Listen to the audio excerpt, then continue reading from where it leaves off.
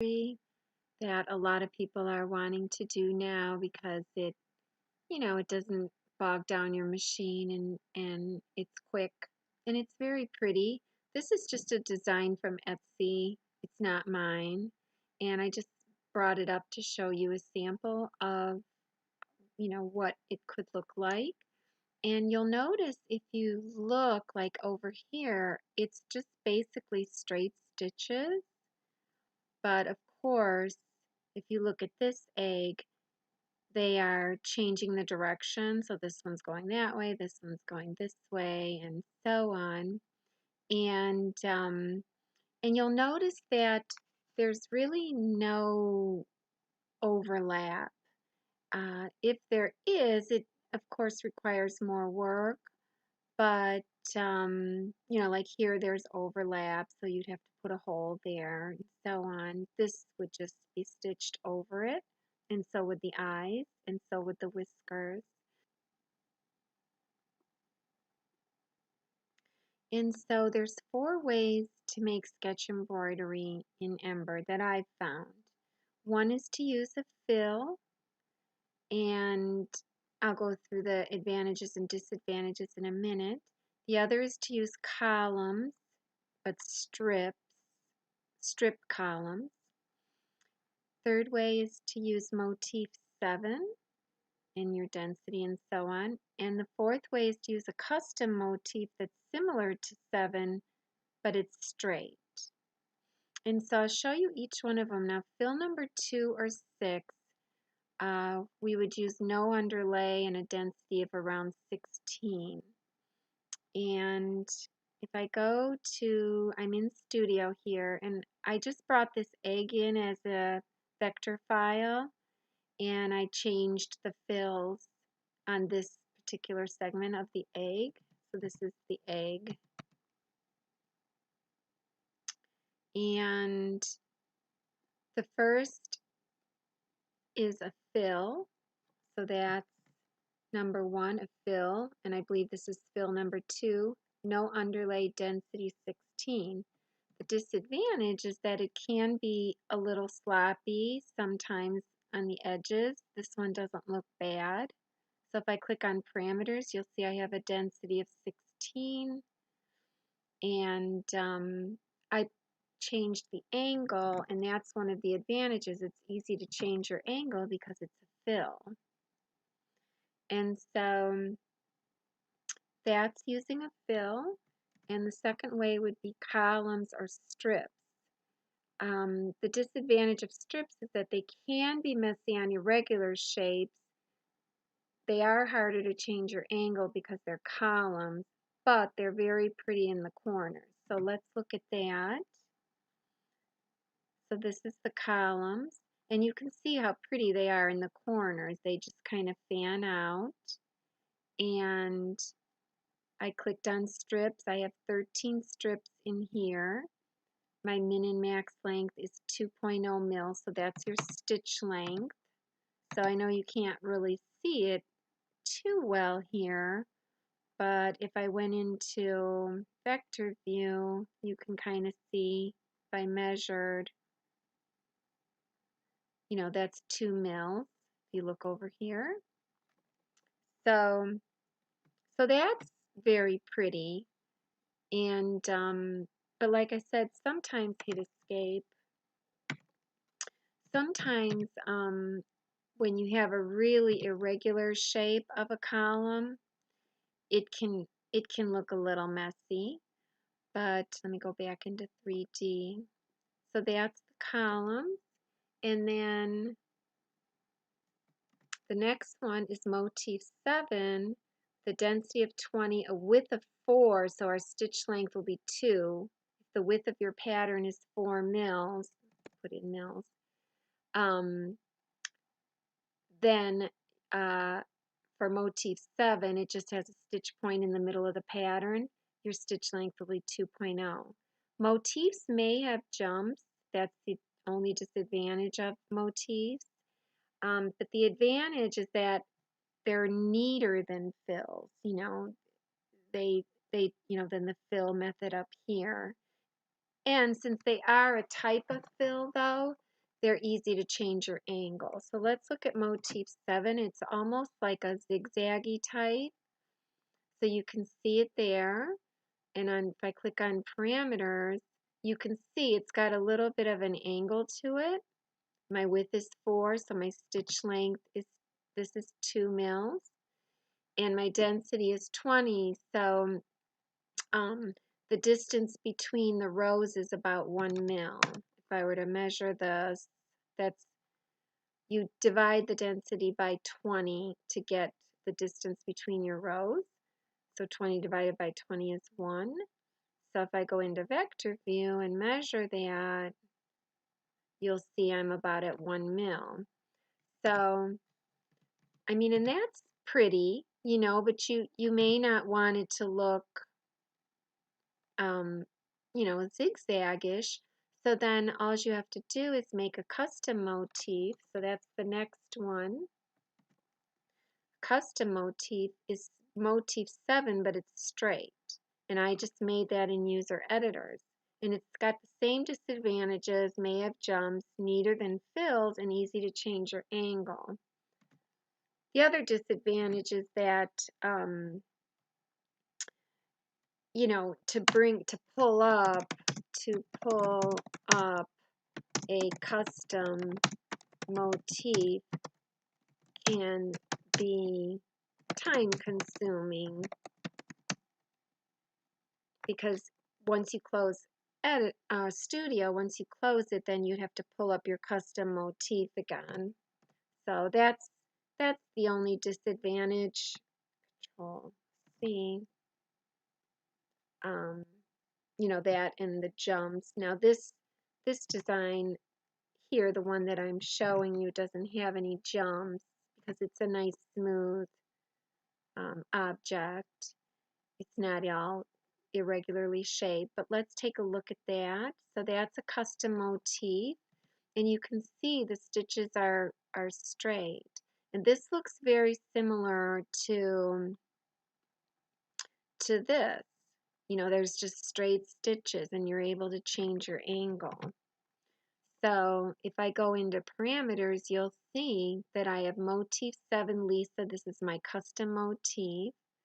It's got, you know, the same density as the motif 7, a density of 20, and a width of 4, so the stitch length is 2 mils. And of course, you know, you can change your angle and make it look however you want. So this is really my favorite. But to bring this up, let's just say we didn't have, let's just go into user editors, and it's there. This is it. It's just basically a straight line with the stitch point in the middle, and I named it motif 7. But let me X out of it and say OK, and now it just went back to user define. Let's just put a different motif in. So let's just say that you didn't have it pulled up and you didn't even have it created. So you would actually, you could either click on parameters and click here, parameters drop down arrow, and go to user editors. That's usually the way I do it because then I'm in the parameters window. Or you can go to objects, user editors, and get to it that way. But I usually go to it from the parameters window. And so I go into parameters, drop down, user editors, click on the center icon, click on motifs, and what I do is the way I created this was I just brought up the Embird motif. So open, theirs is in C, program files, Embird 64 for me, patterns, and it's right here, motif 7. So I hit the check, and you can see there it is there, and that's it, and there it is up there. So then all I did was I first just renamed it motif 7 Lisa, and I took this point I'll save it in a minute. And I just moved it up to the center, and I made sure, you know, this was perfectly straight by zooming in.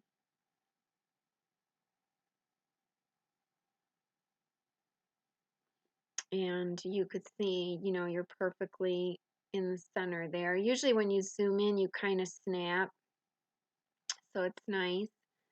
So I'll zoom back out, and this is why I like to keep the parameters window open. So my density here, I wanted it to be 20. So I want my, if you hover, that says height. It corresponds to your density, the distance between your rows and your motif. I want that to be a 1 mil. And then I wanted my width of my pattern from here to here to be 4, because I wanted this stitch length to be 2. These are stitch points. So it's almost as if you're an editor when you're making these patterns. These are your actual stitch points. So, those are my settings. There's no shift or anything. You could make a shift that would be, actually, that would be better. If I shifted this by, not by 1 mil, or I mean, sorry, not by 2 mils, but by 1 mil, it would actually be even better. I think it would really be pretty. So let me save this. So now I'll save it as Lisa Motif 7B. Use a capital B. Or I could say shift. I hate to make them too long, because then you can't see them in the parameters window. So I could put an SH. I'll just do that instead of the B. Motif 7 shift. And I backspaced over it. The delete key doesn't work in this module, in this window here. So I had an arrow over and then backspace to get rid of that B. So I'll go ahead and I'll save this. And it brings up my motif folder, not Embird's. This is my motif folder. And because when I do an update, I don't want to lose mine. So I put it in a separate folder, Motif 7 SH Lisa, save. And I'll bring up the other one. So I have to click in another space, and I'll click open. And I'm already in my folder. Motif 7 Lisa. That was the original one I made. And then I'll click OK. So I have 2 motifs. They're very similar, but you can see this one doesn't have a shift and the one I just did does.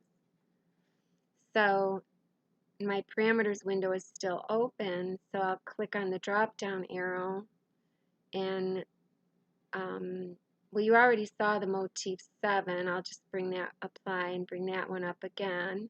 Now I have my angle set there at 100. That's fine. But let's take a look at the other one, the shift, and let's see, because you can see these stitch points are right across from each other.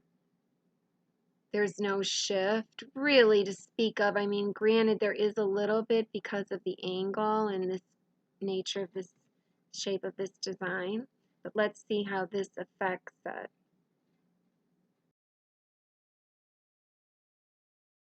So the shift made my stitch length longer. So if I went into vector view and I clicked on here, so I have to make the width of my pattern smaller. So I'm at 4 now because I shifted at the 1 mil. So let's see.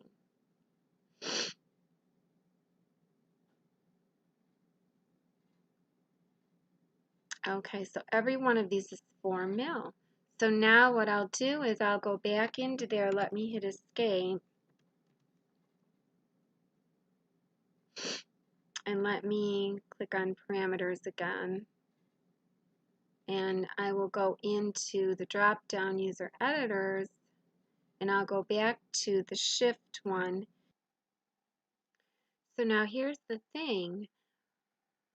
Even though user editors allows me to make my width here, and remember this width is this width, which is the width of your pattern.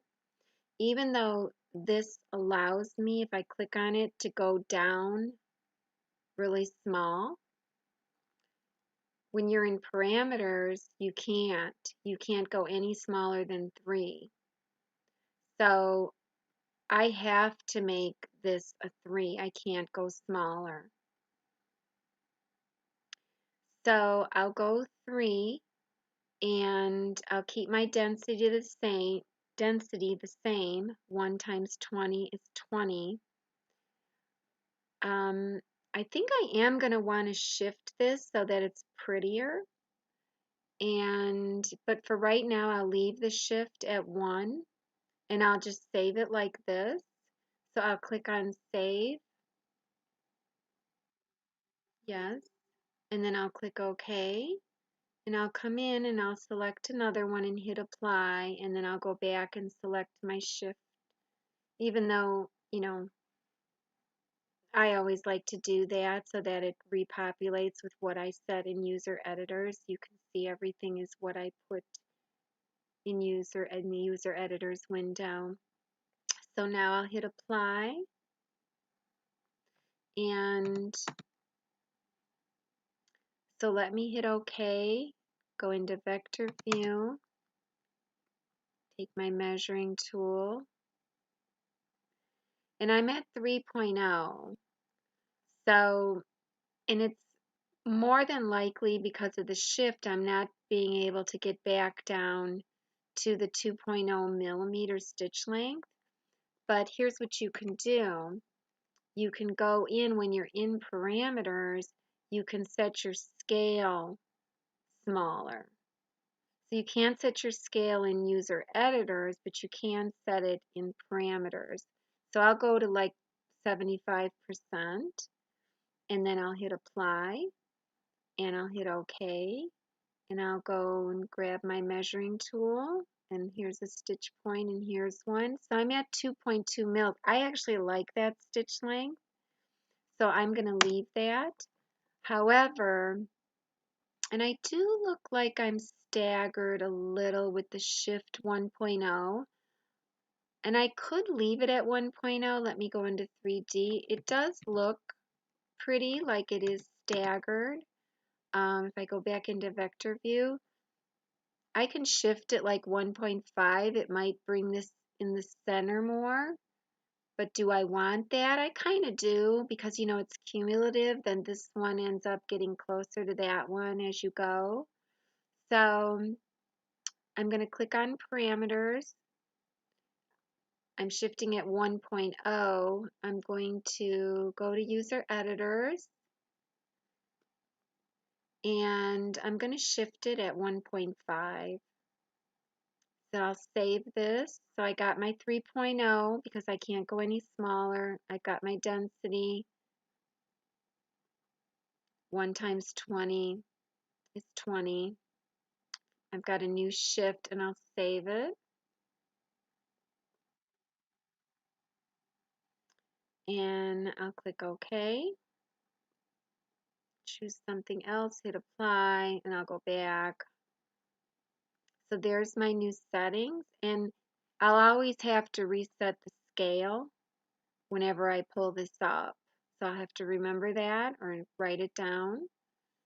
And I do have it in our in the Word doc or the PDF that comes with this. So I'll hit apply, and let me go ahead and hit OK, and let me see how they're staggered now. And you can see they're staggered better. It's more in, this point is more in the center of these two. And the stitch length will be the same, the 2.25 or what have you, 2.18. That's perfect. I'll hit escape and go into 3D. And that really is very pretty. I mean, I could make the density looser, but I really like that. So, so just so you know, if I go back into parameters, you could make the density like 25. I like it at 20, but you could also make it at 25. It'll be just as pretty. So anywhere between there. So 25 divided by 20 is about 1.25. So in user editors, instead of the one that I had, go back. This where it says height is really your density. You'd make this like 1.2 or 1.3 if you wanted a 25 density as your default. But you know, you can always change it in parameters. But I like it at the 20. So I went ahead and I updated this Word doc to put in all the parameters that I want and that I like on the custom motif.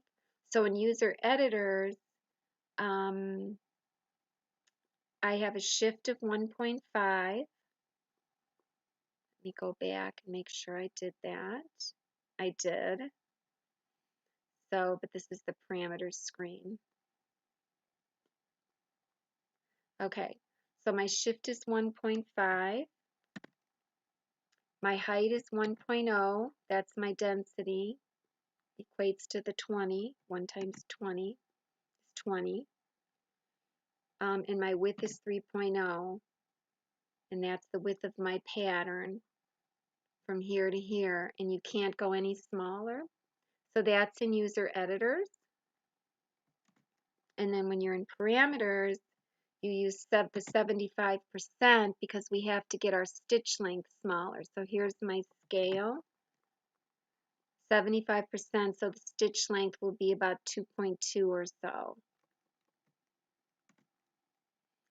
The density will default at 20, and the width will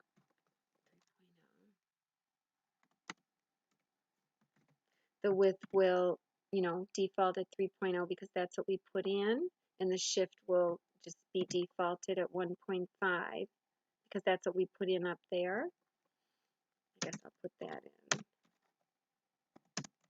even though it's defaulting to that.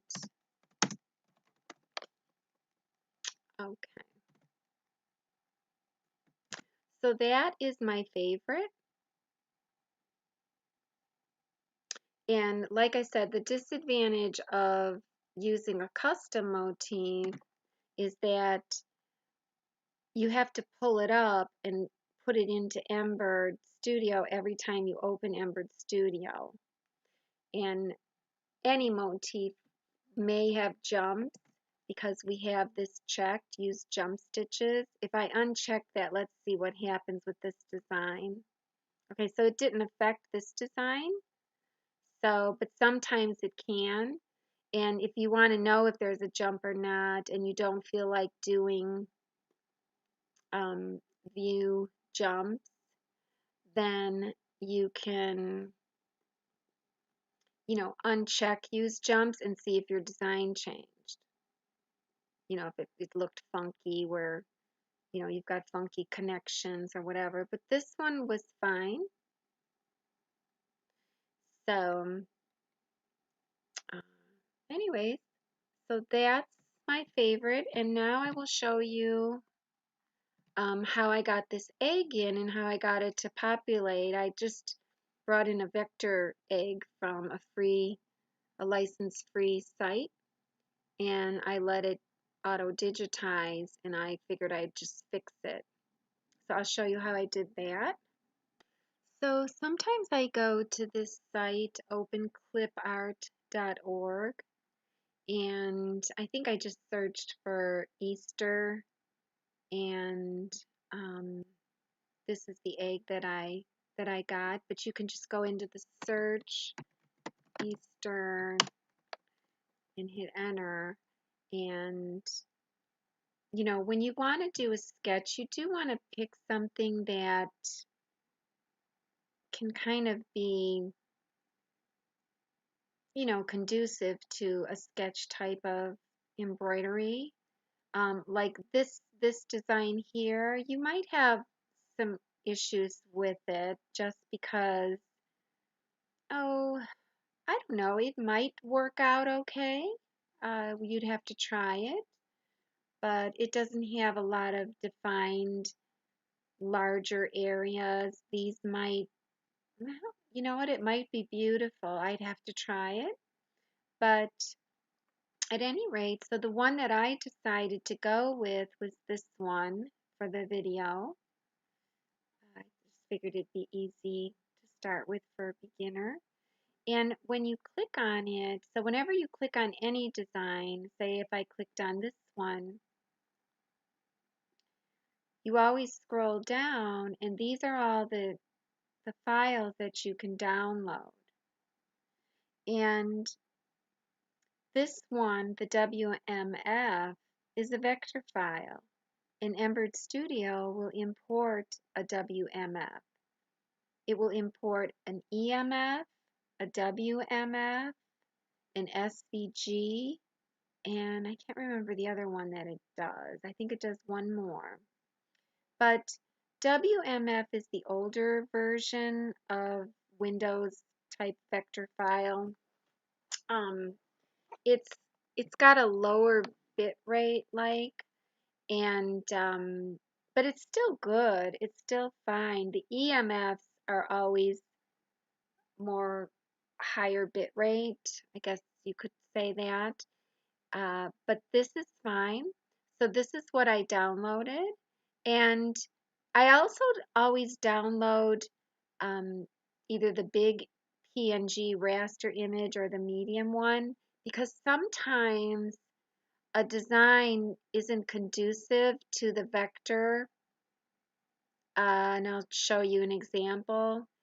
And sometimes you want to use the select tool in Studio that will select, say, this whole thing. It's the wand where you just click in the color and it selects the whole thing. Sometimes that's easier on certain objects within a design. So I automatically just download both, but I generally start with the WMF. So the one that I downloaded then was, oh dear, I lost it because I went, let's see. Okay, well, I'll have to go back and find it. But I went ahead and I downloaded, um, here it is, Easter egg 10. And so I just clicked on the WMF and it downloaded to my downloads folder. And sometimes you wonder, should I download the big image? Is it going to be pixelated? You don't know. So then sometimes I'll do the medium one. So I'll just click on the medium one. I probably won't use it for this design anyway. So then I know it's in my downloads folder. I go into Studio and I already saved this in my quilt files because I'm calling it a quilt file because you could technically put this on a quilt because they're just straight run stitches, strips, egg 1. So I already saved this. So I'll do design new and I'll do design import vector file because I'm going to import the WMF. And you can see down here in the drop down arrow, okay, so it was the Corel. I don't have Corel, but I guess if there was a Corel file that, and you never see those for free or license free, but maybe somebody has Corel and they want to import a Corel vector file into Studio, that would be great. So these are all the files, SVG, WMF, EMF. These are all the vector files that Embird will import. So mine is a WMF, and I don't even have to click on it. I mean, I usually will import When I'm in Inkscape and I convert to a vector, I always save my vector in Inkscape as an EMF because that just seems like the cleanest vector file, and Embird likes the EMFs. Um, so I'm usually working with either of these two, but you can also try the SVG. But at any rate, I don't have to click anything. I could just click all files. And here's my Easter egg 10. It's having an parentheses 1 because this will be the second time I've downloaded it, so it's okay. So I'll just click on it and click open. And there it is. And you can see that it already comes in, already digitized with fill stitches. This purple one went to an auto column. I'll just click on the fill one and right click and hold set identical. So that's just so they're all fills. And the white one here looks like it's the background. Let me make it green. And it looks like this one is also a background. So it looks like we have two background items. So I don't need them both. So I'll just delete the green one. And I'm probably not going to use this one anyways, since it's a background fill. But you never know. You might want a solid background behind your sketch. It might look pretty. But for right now, I'll just hide it. And so then this is what came in, and they're all fills. And if I were to hit generate stitches now, they would generate, if I go into parameters, they would generate at the default fill of fill 1, density of 4 with an underlay and so on. So if I hit apply, okay, and went into 3D, this is what you'd get. But it's already done. So it's great. So I can just go ahead, since I know I want to use motif, my custom motif 7, I'll just click on, actually I can click on all of them. I can just take my mouse and slide it over all of them and go to parameters, and I can click on motif, but my motif is not in there anymore because I'm opening up a new design. So I do have to bring it in. So I go click on the drop down arrow for parameters, go to user editors, click the icon, go to motifs, and nothing is there. I have to open. It went to my motif folder because that's the last one I used. And this is motif 7, the shift. That's the one I liked. I'll click the check mark. You can see here's my settings in user editors. I'll click OK. Now I'll go to the drop down arrow for motif, scroll up, there it is, motif shift, motif 7 shift. Here's all of my settings, and I'll click apply, and there it is. And so you can see this one is going this way, this one's going that way. They're all going in different directions, and it's probably because the fills had different directions, and that's why this is grayed out. It's kind of nice. It kind of made some of the decisions for me. Now these two are going in the same direction. I can change them. So all of these actually, this is the only one that isn't. Okay. So, but I can change the direction of every one. I can click on the yellow one and, oh, okay. No, I don't want it to be that direction.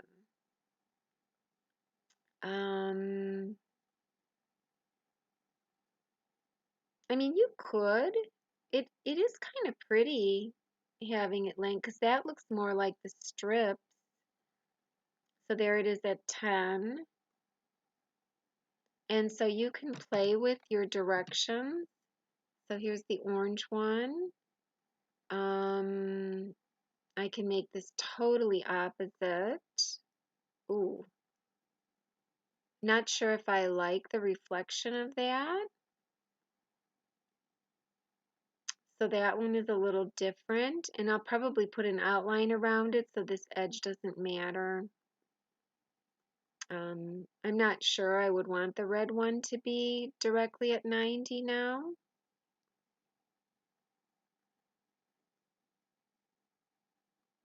Not sure how I would want it. I might want them all in the same direction. I can't decide, but you know, you could see you can change every one how you like. I could try a negative. Actually, I think I'm going to put them all in the same direction in this one. I think it'll look prettier. So the yellow one is at 10 degrees. And so I'll click on the red, hold my control. Whoops, I don't need to hold my control if I'm going to slide.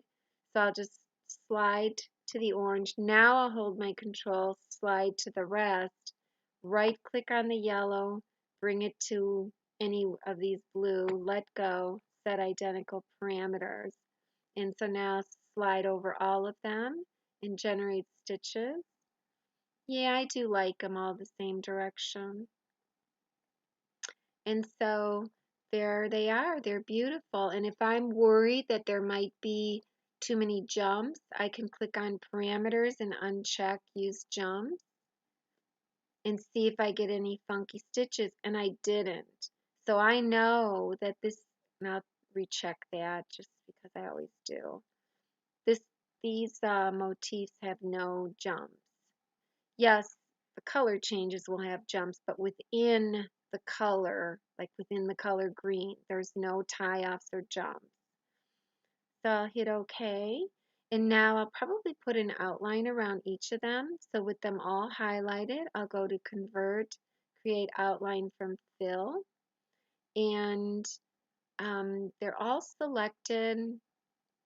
And I will put them up in order so that they're right behind, you know, and I could uh, do a color sort, but I'm going to go into my parameters first and I'm going to decide what type of outline I want. I could just select a triple bean or I could select something pretty, you know, like needles, and I wouldn't have it that thick. Actually, I don't like that. So for me, I would probably go into the drop down arrow, user editors, click here, click on outline, open. I'd probably go into my outlines, and I have just so many favorite outlines. I probably want something a little thin. I always click on that one and I don't mean to. Um, I have so many favorites, so a lot of times I'll just keep opening in 3B. 3 and 3B are slightly different. 4 4 and 4B are slightly different. Um, I like my backstitch thick. I like that one. I like them all, to be honest. So I usually spend some time trying them, and I can change my parameters, of course. So that's pretty. That's my backstitch too thin. And this backstitch, you can see, it juts out a little. You can see. So it gives it nice texture. And backstitch 3, it's a little heavier and it's beautiful as well. 3B, a little different, so it's a little looser. And of course you can change the width. If I went to like a 3.0 width, you know, then it comes in a little more. It looks more like 3. But and then 4B, oh, they pretty much look the same. And that's probably why I made so many. And then here's the thick one. So you can see it's it's more solid, but it still just juts out a little. So I'll just go with that one. and I'll just click OK. And then you do want your outline to be right behind your motif. So you can select all of these and you can right click color and then sort colors, and then it sorted them for you. So there's the red, there's its outline, there's the orange, and there's its outline, and so on all the way down. Now, of course, you'll have jumps between your color changes. So I'll just go ahead and select them all and hit generate stitches. And you can see that there's no scissor here from the motif to the outline. And that's because I created the outline from the motif. So wherever the motif ended, the outline starts. So this will stitch seamlessly without any tie off or jump between the two. And same thing with all of these. And that's what you want. And so it's all done and it's beautiful. And like I said, I probably would not use the solid fill, but if you wanted, you could put a background in there. If you wanted, you could also turn this into an applique, just by doing convert, create outline from fill, and then you would go ahead and you would go ahead from here and turn it into an applique and create all of your applique stitches. But I do have a video on how to create applique and how to do your expansion and how much to come out and your placement stitches and so on. So, but that would be a really long video, so you can check those out as well. But at any rate, if you did want to leave it just as a fill, you can of course go into parameters and the fill would stitch first, of course, and you'd probably give it a nice solidly looking fill, either 6 or 2 is more solid. I wouldn't give it too much of a density. Click apply, and so that is the color of it. And it really does look pretty. You could even go lighter with the color, and my hoop color. Let me just make my hoop a totally different color so we can get an idea. So, you can have a look like that if you like. And of course, my default stitch direction is 0, which is good because you don't want it the same as what these are going, and it might be, because I know these were like at 20 or something, so you want it quite a bit different just to give some effect, a better look. So, and of course, we can go really dark with it.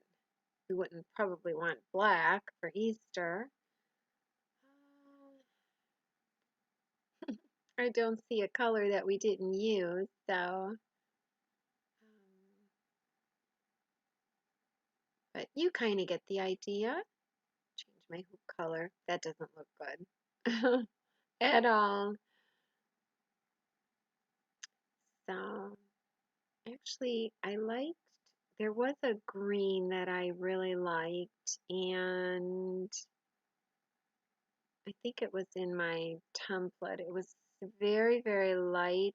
It's so beautiful. It's kind of like that, you know. So, or not. You don't have to stitch it. That's just as beautiful. So I hope I've helped somebody, and this is really fun doing these sketch stitches, and you could do them with any design. So have fun, and you can always contact me on Facebook Lisa WeQuilt,